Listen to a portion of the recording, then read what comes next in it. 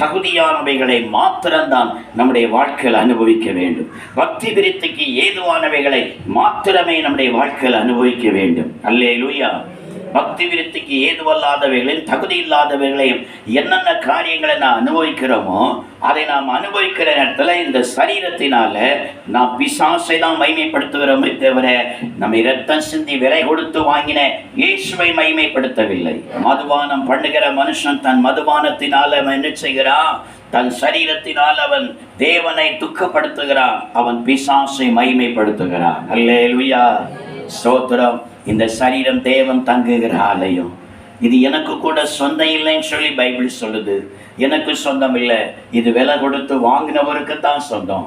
ஆகையினால விலை கொடுத்து வாங்கினவரை மட்டுமே இந்த சரீரத்தினால நான் மகிமைப்படுத்துவேன் என்று சொல்லி மகிமைப்படுத்தினால் கர்த்தர் மகிமைப்படுவார். நம்முடைய வாழ்க்கையை கர்த்தர் ஆசீர்வதிப்பார். அல்லேலூயா. ஒரு அடிமையை விலை கொடுத்து வாங்கியாச்சுன்னா அந்த அடிமை பாருங்க, ஸ்தோத்திரம், தன் எஜமான மட்டும்தான் அவன் பிரியப்படுத்துவான். தன் எஜமான மட்டும் பிரியப்படுத்தி அந்த எஜமானுக்கு என்னென்ன காரியங்கள் எல்லாம் செய்வது பிடிக்குமோ, என்னென்ன காரியங்களை நியமித்திருக்கிறாரோ அதை மட்டும்தான் அவன் செய்வானே தவிர அதை மிஞ்சி ஒரு காலம் அவன் போகவே போக மாட்டான். அல்லேலூயா, அல்லேலூயா, ஸ்தோத்திரம். நம்முடைய ஆண்டவராகிய கர்த்தர் எப்படி அடிமையை விலை கொடுத்து பணம் கொடுத்து விலைக்கு வாங்கிறது போல சாத்தானுடைய அடிமையாக இருந்த நம்மை ஆண்டவர் ஸ்தோத்திரம் பணம் கொடுத்தல்ல, தம்முடைய சொந்த ரத்தத்தை கொடுத்து நம்மை விலைக்கு வாங்கியிருக்கிறார். விலைக்கு வாங்கியிருக்கிற நாம் இந்த சரீரத்தினால ஸ்தோத்திரம் நம்முடைய கண்ணின் பார்வையினால, வாயின் வார்த்தைகளினால, புசிக்கிற காரியங்களில, குடிக்கிற காரியங்களில, செயல்படுகிற காரியங்கள், நடக்கிற காரியங்களில இந்த சரீரத்தினால நம்முடைய தேவனை நாம் மகிமைப்படுத்துகிற நேரத்தில் அவர் சொல்கிறார், என்னை மகிமைப்படுத்துகிறவர்களை நானும் மகிமைப்படுத்துவேன். அல்லேலூயா. வெறும் ஸ்தோத்திரத்தினால மாத்திரமல்ல, துதியினால மாத்திரமல்ல, உன் சரீரத்தினால நீ தேவனை மகிமைப்படுத்துவாய் என்று சொன்னா அந்த தேவன் உன்னை மகிமைப்படுத்தி உன்னை ஆசீர்வதித்து அவருடைய ராஜ்யம் வரைக்கும் கர்த்தர் கூட்டி சேர்ப்பார். அல்லேலூயா. இந்த சரீரத்தினால எந்த ஒரு தேவனுடைய பிள்ளை விலை கொடுத்து வாங்கின அந்த இயேசு கிறிஸ்துவை மகிமைப்படுத்துகிறார்களோ அவர்கள் இயேசு கொண்டை இன்னும் சேர்ந்து கொண்டே இருக்கிறார்கள். இன்னும் அவரும் அவர்களை சேர்ந்து கொண்டே இருக்கிறார். அந்த சரீரத்தினால தேவனை மகிமைப்படுத்துகிறதுனால தேவனும் அந்த சரீரத்தை அவர் மகிமைப்படுத்துவார். அல்லேலூயா, அல்லேலூயா. நாளுக்கு நாள் நாம் அவரை கட்டி சேர வேண்டும். ஆண்டவருக்கு பிரியமில்லாதவை எல்லாவற்றையும் நம்மை விட்டு களைந்து போட்டு நாம் அவரை கட்டி சேர்ந்தால் அவர் மகிமைப்படுவார். இந்த சரீரத்தையும் கட்டாயம் கர்த்தர் மகிமைப்படுத்துவார். யார் இந்த சரீரத்தினால இயேசுவை மகிமைப்படுத்துகிறார்களோ அவர்களுடைய சரீரத்தை கர்த்தர் மகிமையடைய செய்வார். சரீரத்தினால தேவனை மகிமைப்படுத்தாதவருடைய சரீரம் மகிமை அடைவதில்லை. ஒரு நாள் இயேசு வருவார். அவர் சீக்கிரம் வரப்போகிறார். மேகம் மீதில் அவர் வரப்போகிறார். இந்த பூமியில வாழ்ந்த நாட்களில தேவன் தெரிந்து கொண்ட பிற்பாடு இந்த சரீரத்தினால தேவனை மகிமைப்படுத்தினவருடைய அந்த சரீரத்தை இமைப்பொழுதுல கர்த்தர் மகிமையடைய செய்து ஆண்டவர் அநேக பரிசுத்தவான்கள் மத்தியில மகிமைப்படுத்துவார். அல்லேலூயா, அல்லேலூயா. இந்த சரீரம் தேவனுடைய ஆலயம் என்பதை மறந்து தன்னுடைய வாழ்க்கையில செயல்படுகிறவர்களோ அந்த நேரத்தில் தன்னுடைய வாழ்க்கையில வெட்கப்பட்டு போவார்கள், தலைகுனிவார்கள், மார்பல அடித்துக் கொள்ளுவார்கள். அல்லேலூயா.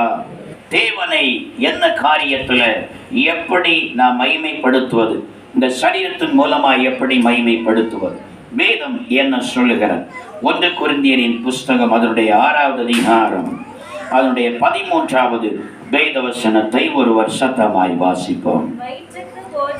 வயிற்றுக்கு போஜனமும் போஜனத்திற்கு வயிறும் ஏற்கும், ஆனாலும் தேவன் இதையும் அதையும் ஒளிய அழிய பண்ணுவார்.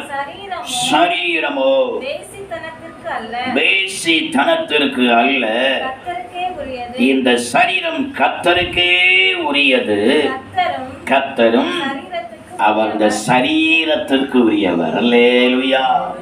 சரீரமோ வேசித்தனத்திற்கு உரியதல்ல, கர்த்தருக்கே உரியது. அல்லேலூயா. கர்த்தரும் இந்த சரீரத்திற்கு உரியவர். அல்லேலூயா. கர்த்தருக்கு ஸ்தோத்திரம். இந்த சரீரம் வேசித்தனத்திற்கு உரியது அல்ல என்று சொல்லி அவர் சொல்லுகிறார். அல்லேலூயா.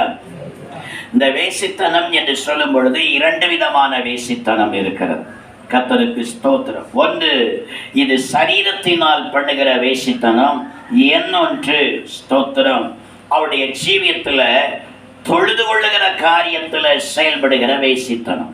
அல்லேலூயா. அல்லேலூயா. நாம் ஏற்கனவே தியானித்தோம். கர்த்தருக்கு ஸ்தோத்திரம்.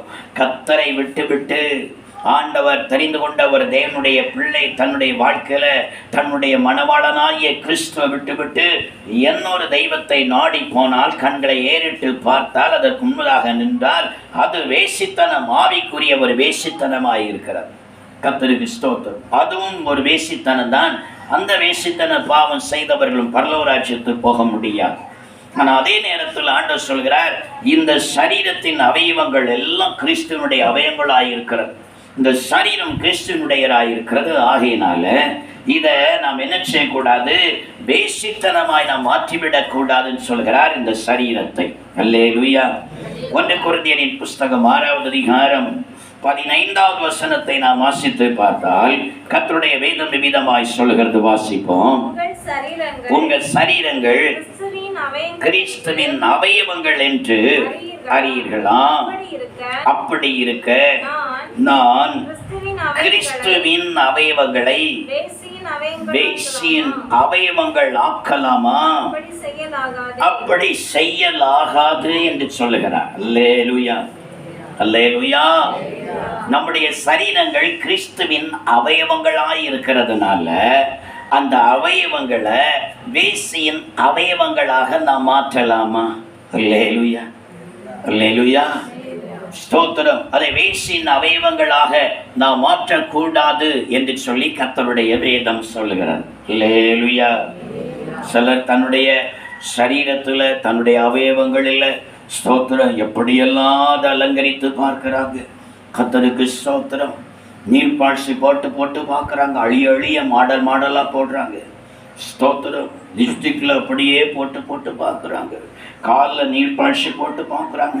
மதுரோனியை போட்டு பார்க்குறாங்க. அந்த மதுரோனியும் இப்போ மேலே அதுக்கு ஒரு பேர் என்ன, இந்த கோணில் இருக்குமே, அதை வாங்கி கடையிலேருந்து வாங்கி அதை அப்படியே கையில் இங்கெல்லாம் போட்டு பார்க்குறாங்க. இங்கெல்லாம் டிசைனாக போட்டு பார்க்குறாங்க. சிலர் பாருங்க, சிலர் அப்படியே போய் இந்த கன்னியாகுமரியில் அதுக்குன்னே இடம் இருக்குது, பச்சை குத்தி சரீரத்தில் இங்கெல்லாம் பச்சை குத்தி இருக்கிறாங்க. இங்கே சரீரத்துலலாம் பச்சை குத்தி இருக்கிறாங்க. பாருங்க, மாட்டுலலாம் பச்சை குத்தி இருக்கிறாங்க. சில ஆண்கள் கூட ஆமாம் குறுக்குலெல்லாம் பச்சை குத்தி இருக்கிறாங்க. இன்னும் எங்கெல்லாம் பச்சை குத்தி இருக்கிறாங்கன்னு நமக்கு தான் தெரியல. அல்லேலூயா. அந்த அளவுக்கு அந்த சரீரத்தில் எங்கெல்லாம் பச்சை குத்தி டிசைன் வரையணுமோ அதெல்லாம் வரைகிறாங்க. அல்லேலூயா. அல்லேலூயா. அல்லேலூயா. சத்தமா சொல்லுங்களேன்.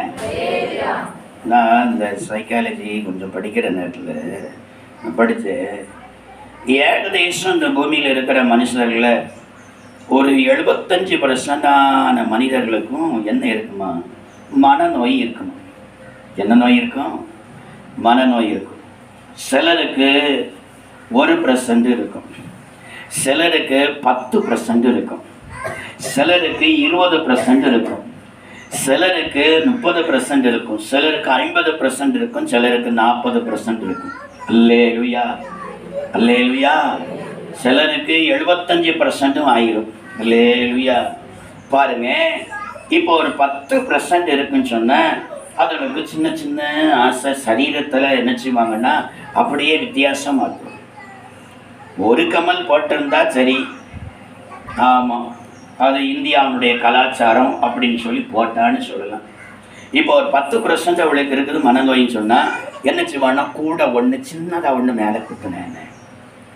ஒரு 30% இருக்குன்னா கூட ஒன்று நான் மேலே குத்துனேன். அல்லேலூயா. ஒரு 30%, 10%, 20% இருக்குன்னா கையில் என்ன செய்வாங்க, ஸ்தோத்திரம், 1க்கு பதிலாக 2 போட்டா என்ன. 30% இருந்தால் 3 ஏறும், 40% இருந்தால் 4 ஏறும், 50% இருந்தா நல்லா கவனிங்க. இந்த % ஏற ஏற ஏற சரீரத்துல மாடல் ஏறிக்கிட்டே இருக்கும். சரீரத்துல என்ன செய்யணும்னா அவங்களுடைய டிசைன்கள் கூட்டிகிட்டே இருக்கும். சரீரத்துல நிறைய காரியங்கள் ஏறிக்கிட்டே இருக்கும். நான் அன்னைக்கு யூடியூப்ல பார்த்தேன், ஒரு பைத்தியத்தை பிடிச்சி என்ன செய்தாங்கன்னா, பிடிச்சி அவனுக்கு வஸ்திரத்தை உரிச்சு அவனை குளிப்பாட்டி அவனை சரி பண்ணதுக்காக எடுத்தா பாருங்க, அவனும் சரீரத்துலலாம் பச்சை குத்தி இருக்கிறான். ஆமாம், அவனுடைய வஸ்திரத்தை உரிய வந்துகிட்டே இருக்குது. ஃபேண்ட்டு மட்டும் எத்தனை உறிஞ்சாங்க தெரியுமா? 21 ஃபேண்ட் உறிஞ்சிருக்கிறாங்க. அவனுடைய சட்டை எத்தனை உறிஞ்சாங்க தெரியுமா? 34 32 சட்டை உறிஞ்சாங்க. அல்லேலூயா, ஸ்தோத்திரம். அவனுடைய கையில் பாருங்க, கையில் இங்கேருந்து இங்கே வர ரோட்டில் கிடக்குது அத்தனையும் பறக்கி அவனுக்கு பணம் கொடுத்து வாங்க முடியாது. ஆகையினால கிடக்கிற காப்பெல்லாம் ரோட்டில் எங்கே பித்தாளையை கண்டாலும் பறக்கி இங்கே போட்டுடுறான். அல்லேலூயா, ஸ்தோத்திரம். இது ஒரு 50% 75% உள்ளே இருக்கிற ஸ்டேஜ். 50 தாண்டி விட்டாலும் அது வீட்டில் கிடக்காது, வெளியில் இறங்கிடும். அல்லேலூயா. 50க்கு கீழே இருக்கிறது வீட்டிலே கிடந்துக்கிட்டு அங்கே நோண்டி இங்கே தொட்டு இங்கெல்லாம் ராவி, சரீரத்தில் ராவி, இங்கேருந்து கையில் இங்கே வர அடுக்குனாதான் அதுக்கு ஆசையே தீரும். தலையிலும் அப்படியே நிறைய பூவை வச்சுட்டு போனாலும் அதுக்கு ஆசை தீரும். பாருங்க, இதெல்லாம் 50% ஏறினது. அல்லேலூயா. ஆகையினால்தான் ஒரு மனுஷனை ஆண்டவர் ரட்சிக்கிற நேரத்தில் பாருங்க, பாவத்திலிருந்து, உலக ஆடம்பரத்திலிருந்து, சிற்றின்பத்திலிருந்து, உலகத்தின் எல்லா ஆசா பாசங்கள் அசுத்தங்களிலிருந்து கர்த்தர் அவனை ரட்சிக்கிற நேரத்தில், ஐயையோ நான் இதுவரைக்கும் நான் இப்படியா இருந்தேன். உடைய சபையில் ஒரு சகோதரி பாருங்க, ரட்சிக்கப்பட்டு எல்லாம் தன்னுடைய வாழ்க்கையை முழுவதுமாய் தேவனுக்காய் அர்ப்பணித்தவங்க சொன்னாங்க, ஐயையே நான் இதுக்கு முன்பதாக இத்தனை காலமும் என் சிறு வயதுல இருந்து இத்தனை வருஷமும் நான் குறத்தி வேஷம் போட்டுட்டு நான் இருந்துட்டேனே, இப்போ அதை நினைச்சு பார்த்தாலே எனக்கு அருவருப்பா இருக்குதுன்னு சொன்னாங்க. இங்கே தான் இருக்கிறாங்க. அல்லேலூயா. இத்தனை வருஷம் ஒரு குறத்திய வேஷம் போட்டு நான் இப்படிலாம் நடந்துட்டேனே, இங்கேருந்து இங்கே வர அடிக்கி, இங்கேருந்து இங்கே வர அடிக்கி. அல்லேலூயா, கர்த்தருக்கு ஸ்தோத்திரம். ஆண்டவருடைய பிள்ளைகள் அப்படி அந்த சரீரம் தேவனுடைய ஆலயமாக இருக்கிறது, அவருடைய சரீரத்தின் அவயவங்களாக இருக்கிறது. கர்த்தருக்கு ஸ்தோத்திரம். ஆனால் பரிசுத்தாவி நமக்குள்ளால வரும்போது, ரட்சிக்கப்பட்டு கிறிஸ்துடைய இரத்தத்தினால் கழுவப்பட்டு தேவனுடைய பரிசுத்தாவினால் நிரப்பப்படுகிற நேரத்தில் இதெல்லாம் நமக்கு அருவருப்பாக தெரிகிறது. இந்த நீர் பாட்சியெல்லாம் அருவருப்பாக தெரிகிறது. இந்த மதுரணி எல்லாம் அருவருப்பாக தெரிகிறது. இந்த கோணில் இருக்க பேர் நம்ம அதைத்தான் சொல்லுவேன். அது என்னது? அது என்னதும்மா சொல்லுங்க? நெகனியாவா? நீ பைபிளை சொன்னால் நெகமியானல் கேட்ட போலாம் கேட்குது. நீங்கள் வாங்கி போடுறதுனால உங்களுக்கு அது வாயில் ஈஸியாக வருது, என் வாயிலே வரல. அல்லேலூயா. ஆமாம், கர்த்தருக்கு ஸ்தோத்திரம். பாருங்க, அதெல்லாம் அருவருப்பாக தெரியும். இந்த பச்சை குத்திட்டு தெரியறதெல்லாம் அருவருப்பாக தெரியும். மேலே ஒன்றுக்கு மேலே ஒன்றா போட்டுட்டு ஏற்றிக்கிட்டு தெரிகிறதெல்லாம் அருவருப்பாக தெரியும். அல்லேலூயா, அல்லேலூயா. சத்தமாக சொல்லுங்களேன், சத்தமாக சொல்லுங்க. அல்லேலூயா. இதெல்லாம் ஆண்டவருக்கு பிரியமில்லை, இதெல்லாம் தேவனுக்கு பிரியமில்லை. நான் தேவனுடைய ஆலயம், நான் இயேசு கிறிஸ்துனுடைய ஆலயம், பரிசுத்த ஆவியானவர் தங்குகிற ஆலயம். என் அவயவங்களை நான் இவைகளினால நான் வேசின் அவயங்களை போல மாற்ற மாட்டேன் என்று சொல்லி தன்னுடைய வாழ்க்கையில் அவர்கள் தீர்மானிக்கிறார்கள், அவைகளை எல்லாம் களைகிறார்கள். அல்லேலூயா, கர்த்தருக்கு ஸ்தோத்திரம். ஆண்டவர் சொல்கிறார், சரீரம் வேசித்தனத்துக்குரியதல்ல, இது கர்த்தருக்குரியது. உன் சரீரத்தின் அவயவங்கள் எல்லாம் வேசின் அவயங்களாக இருப்பதற்காக அல்ல, கிறிஸ்துவின் அவயங்களாக இருப்பதற்காகவே கர்த்தர் விலை கொடுத்து அவர் வாங்கி இருக்கிறார். அல்லேலூயா. சத்தமா சொல்லுங்களேன். ஸ்தோத்திரம். 1 கொரிந்தியர் 6:18 சொல்லுகிறது, ஆகினால பாருங்க, இப்படிப்பட்ட எல்லா வேசித்தனமான அலங்கரிப்புக்கும் விலகணும், வேசித்தனமான பாவத்திற்கு நாம் விலக வேண்டியது இருக்கிறது. வேதத்தை வாசித்து பார்க்கும் பொழுது 1 கொரிந்தியரின் புஸ்தகம் 6வது அதிகாரம் அதனுடைய 9-10 வசனத்தை நாம் வாசித்து பார்த்தால் கர்த்தருடைய வேதம் விவிதமாய் சொல்லுகிறது. வாசிப்போம். அநியாயக்காரர் தேவனுடைய ராஜ்யத்தை சுதந்தரிப்பதில்லை என்று அறியீர்களா? நல்ல கவனிங்க. வஞ்சிக்கப்படாதிருங்கள்.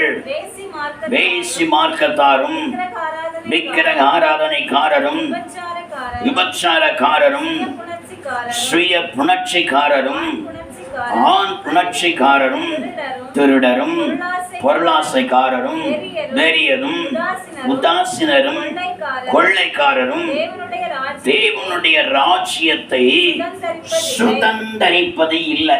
அல்லேலூயா, அல்லேலூயா.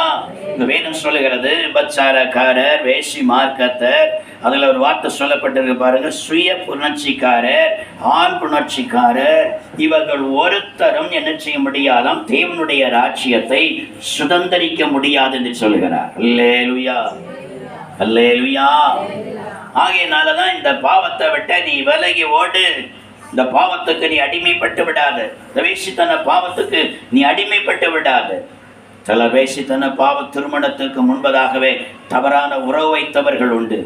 வாலிபர்களோடு சுத்துகிறவர்கள் உண்டு. வாலிய பையங்க கூட பைக்கில் சுத்துகிறவர்கள் உண்டு. கர்த்தருக்கு ஸ்தோத்திரம். பாஸ்டரை கண்டா படபடா இறங்கி வலது பக்கமும் இடது பக்கமா ஓடுகிறவர்களும் உண்டு. இது எப்படி பாஸ்டர் இப்படி சொல்றாரு? நான் கண்டேனால் தானே சொல்றேன். சடசடா ஓடி போய் முன்னால இறங்கி வலது பக்கம் பைக் ஓட, இடது பக்கம் பிள்ளை ஓட, மாற ஓடுறாங்களே. கர்த்தர் பார்த்து கொண்டு இருக்கிறார். பாசி பாத்திரக்கூடாதுன்னு சொல்லி ஓடுற இயேசு உன்னை அந்த பைக்கில் ஏறும்போதே கர்த்தரனை பார்த்துட்டார் தெரியுமா? கர்த்தரனை பார்க்கிறார் தெரியுமா? இது ஒரு வேசித்தன பாவம் என்பது உனக்கு தெரியாதா? நீ திருமணத்துக்கு முன்பதாக ஒரு வாலிபனோடு நீ பழகி உறவு வைத்திருப்பது எவ்வளவு பெரிய வேசித்தன பாவம். உன் சரீரத்தை கெடுக்கிற, தேவனுடைய ஆலயத்தை நீ கெடுக்கிற.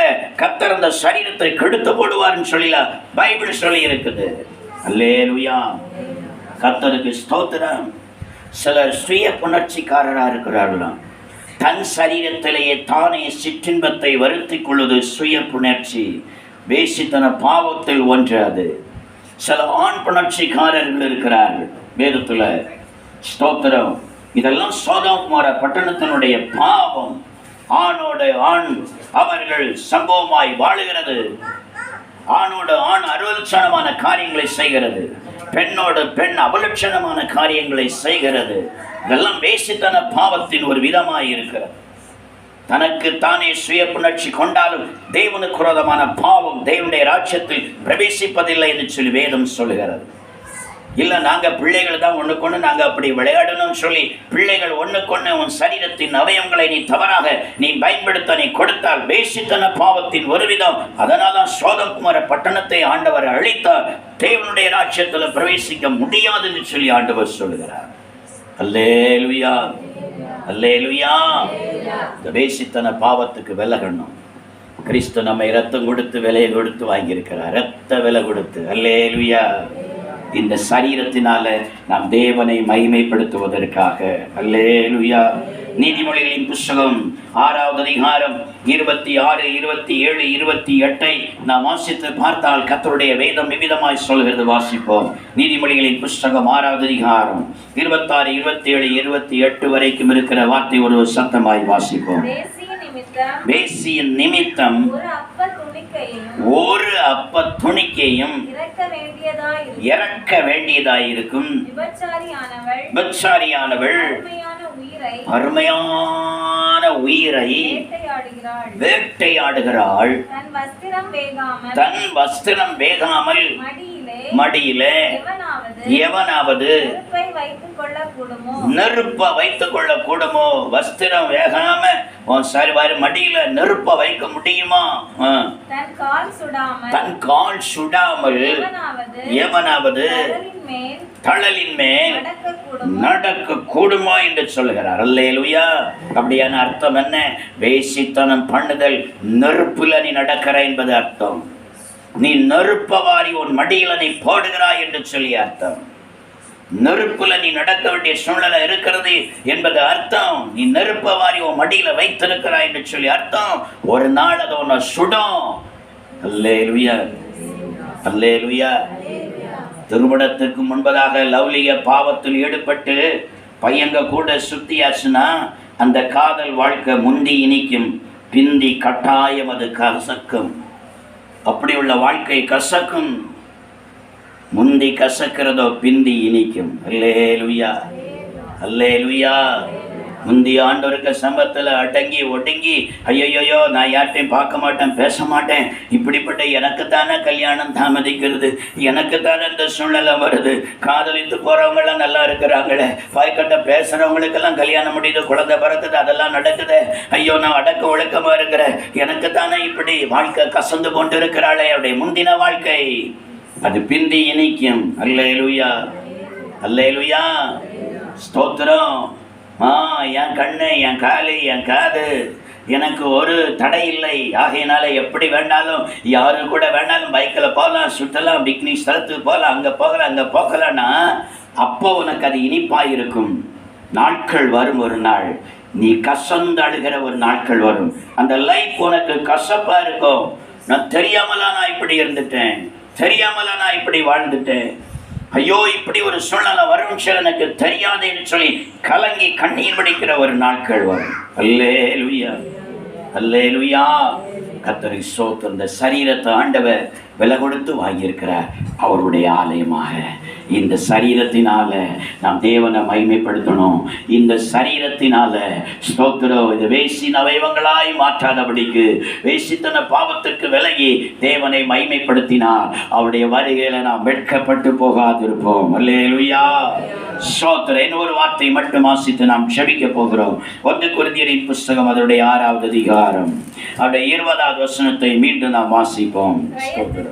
கரையத்திற்கு கொள்ளப்பட்டீர்களே, ஆகையால் தேவனுக்கு உடைமைகளாகிய உங்கள் சரீரத்தினாலும் உங்கள் ஆவியினாலும் தேவனை மகிமைப்படுத்துங்கள் என்று சொல்கிறார். அல்லேலூயா. சரி, இந்த சரீரத்தில் தேவனுக்கு பிரியமில்லாத காரியங்களை புசிக்கக்கூடாது, பார்க்கக்கூடாது, செயல்படுத்தக்கூடாது, அனுபவிக்கக்கூடாதுன்னு சொல்கிறார். இந்த சரீரத்தின் அவயவங்களை நாம் வேசின் அவயவங்களாய் மாற்றக்கூடாது, வேசித்தனம் செய்யக்கூடாது என்று சொல்கிறார். அப்ப இந்த சரீரத்தினால எப்படி தேவனை மகிமைப்படுத்துகிறார்? தேவன் எப்படி இந்த சரீரத்தினால் அவர் மகிமைப்படுவார்? வேதம் என்ன சொல்கிறது? வாசிப்போம். கொலோசியர்கள் நிருபம் 3வது அதிகாரம். கொலோசியர்கள் நிருபம் 3வது அதிகாரம் அதனுடைய 5, 6 வேத வசனங்களை ஒருவர் சத்தமாய் வாசிப்போம். ஆகையால் உபச்சாரம், அசுத்தம், மோகம், துரிச்சை, விக்கிரக ஆராதனையான, நல்ல கவனிங்க, விக்கிரக ஆராதனையான பொருளாசை எதுவா இருக்கிறதா? பொருளாசை எதுவா இருக்குது? விக்கிரக ஆராதனை மறந்துடக்கூடாது. கர்த்தருக்கு ஸ்தோத்திரம். பொருளாசை ஆகிய விக்கிரக ஆராதனை இவைகளை பூமியில் உண்டு பண்ணுகிற உங்கள் அவயவங்களை அழித்து போடுங்கள். இவைகளின் பொருட்டு கீழ்ப்படியாமையின் பிள்ளைகள் மேல் தேவ கோபாக்கின வருமா. அல்லேலூயா, ஸ்தோத்திரம். உபச்சாரம், அசுத்தம், மோகம், துரிச்சை, விக்கிரக ஆராதனையான பொருளாசை ஆகிய இவைகளை பூமியில் உண்டு பண்ணுகிற உங்கள் அவயவங்களை அழித்து போடுங்கள். இவைகளின் பொருட்டு கீழ்ப்படியாமையின் பிள்ளைகள் மேல என்ன வருமா? தேவ கோபாக்கின வருமா. அல்லேலூயா. சரி, இவைகளை எல்லாம் நான் ஒழித்து விட்டு நம்ம சரீரத்தை நம்ம எப்படி நாம தேவனுக்கு மகிமைப்பட நாம் அர்ப்பணிப்பது? வேதம் சொல்கிறது. ரோமர்கள் நிருபம் அதனுடைய 12வது அதிகாரம் 1வது வசனத்தை ஒரு வருஷத்தமாய் வாசிப்போம். ரோமர்கள் நிருபம் 12:1. அப்படி இருக்க சகோதரரே, நீங்கள் உங்கள் சரீரங்களை பரிசுத்தமும் தேவனுக்கு பிரியவுமான ஜீவ பலியாக ஒப்பு கொடுக்க வேண்டும் என்று தேவனுடைய இரக்கங்களை முன்னிட்டு உங்களை வேண்டிக் கொள்கிறேன். இதுவே நீங்கள் செய்யத்தக்க புத்தியுள்ள ஆராதனை. அல்லேலூயா. உங்க சரீரத்தை நீங்க என்ன செய்யணுமா? ஜீவ பலியாக கிறிஸ்துவுக்கு ஒப்பு கொடுக்கணும். இந்த சரீரத்தின் ஒவ்வொரு அவயவங்களை ஜீவ பலியாக ஒப்பு கொடுங்க. என் கண்களை நான் இயேசுவுக்கு பலியாய் ஒப்பு கொடுக்கிறேன். என் நாவை நான் இயேசுவுக்கு பலியாய் ஒப்பு கொடுக்கிறேன். என் செவிகளை இயேசுவுக்கு பலியாய் ஒப்பு கொடுக்கிறேன். என் இருதயத்தை இயேசுவுக்கு பலியாய் ஒப்பு கொடுக்கிறேன். என் கைகளை இயேசுவுக்கு பலியாய் ஒப்பு கொடுக்கிறேன். என் கால்களை இயேசுவுக்கு பலியாய் ஒப்பு கொடுக்கிறேன். இந்த சரீரத்தையே நான் இயேசுவுக்கு பலியாய் ஒப்பு கொடுக்கிறேன். அவரே இந்த சரீரத்தை ஆளுகை செய்யட்டும் என்று சொல்லி அவருக்கு பிரியமில்லாத அவர் துக்கப்படுகிறதான எந்த ஒரு காரியத்தை இந்த சரீரத்திலோ சரீரத்தின் அவயவங்களிலோ நான் இடம் கொடுப்பதில்லை. இந்த முழு சரீரத்தை, ஆவி ஆத்மா சரீரத்தை நான் ஜீவபலியாக இயேசுவுக்கே நான் கொடுத்து விட்டேன் சொல்லி யார் கொடுக்கிறார்களோ அவர்கள் தான் அந்த சரீரத்தினால தேவனை மகிமைப்படுத்துகிறார்களாம். அல்லேலூயா, அல்லேலூயா. கர்த்தருக்கு ஸ்தோத்திரம். தேவனுடைய பிள்ளைகளே, இப்படித்தான் இந்த சரீரத்தினால நாம் தேவனை மகிமைப்படுத்த வேண்டும். இதற்காக தான் இந்த சரீரத்தை நாம் அவருக்கு கொடுக்கிறோமா? ஒரு காலத்துல பிசாசுக்கு அடிமையாக இருந்தது, பாவத்திற்கு, சிற்றின்பத்திற்கு, உலகத்தின் எல்லா அசுத்தத்துக்கு அடிமையாக இருந்த இந்த சரீரத்தை விலை கொடுத்து வாங்கி ஆண்டவர் விடுதலையாக்கி சுயாதீனமாய் விட்டிருக்கிறது. எதற்கு தெரியுமா? நம்மை சோதித்து பார்ப்பதற்கு.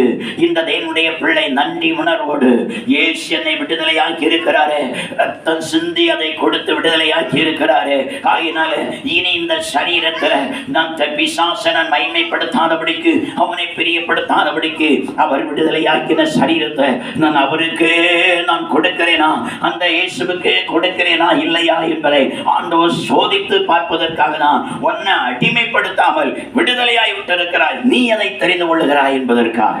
அல்லேலூயா. நாமோ நன்றி உணர்வோடு என்னை எப்படிப்பட்ட பாவத்திலிருந்து இயேசுனை விடுதலையாக்கினா, எவ்வளவு பெரிய சேற்றிலிருந்து அந்த சாத்தானுடைய பிடியில் விடுதலையாக்கினாரே, இனி நான் அந்த பாவத்தில் போவதில்லை, அந்த அசுத்தத்தில் போவதில்லை, இனி அந்த தீமையான காரியங்களை செய்ய போவதில்லை, இந்த சரீரத்தை நான் இயேசுவுக்கே நான் கொடுக்கிறேன் என்று சொல்லி நம்முடைய ஆவி ஆத்மா சரீரம் முழுவதையும் இயேசுவுக்கே கொடுத்து அவருடைய சித்தம் மாத்திரம்தான் இந்த சரீரத்திலும் சரீரத்தின் அவயவங்களிலும் நான் செயல்படுத்துவேன் என்று சொல்லி அர்ப்பணிக்கும் பொழுது நம்மை ஜீவபலியாய் அர்ப்பணிக்கிறோம். அதுவே தேவனுக்கு முன்பதாக புத்தியுள்ள ஒரு ஆராதனையாய் இருக்கிறது. அதனால நம் தேவனை மகிமைப்படுத்துகிறோம், அதனால நித்திய ஜீவனை நம்முடைய வாழ்க்கையில பெற்றுக்கொள்கிறோம் என்று சொல்லி ஆண்டவர் சொல்கிறார். அவ்விதமாய் நம்முடைய வாழ்க்கையை அர்ப்பணிப்பதற்கு நம்மை ஒப்பு கொடுப்போமா?